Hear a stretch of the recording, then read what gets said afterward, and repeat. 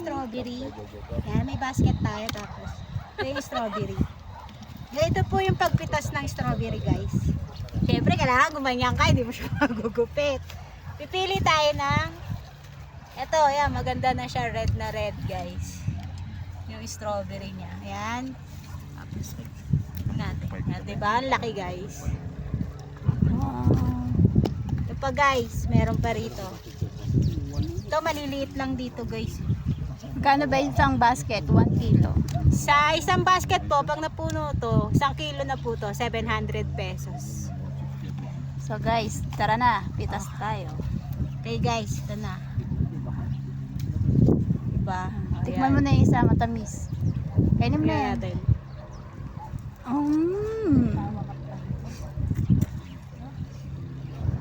Tamis. Okay, sarap. Landi.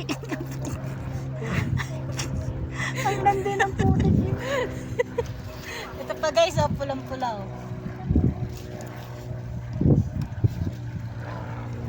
Maliit lang siya pero matatamis siya, guys. Sabi ng ito malalaki. DJ! Shoutout po sa Strawberry Farm. Thank you, guys. Bye! Bye. Tatlo lang. Jiro! Tama na yan, Jiro. Kuya Red, oh. Tama na yan! Ang dami nyo na nakuha. Hello? Ay! Pinuno mo na talaga yan.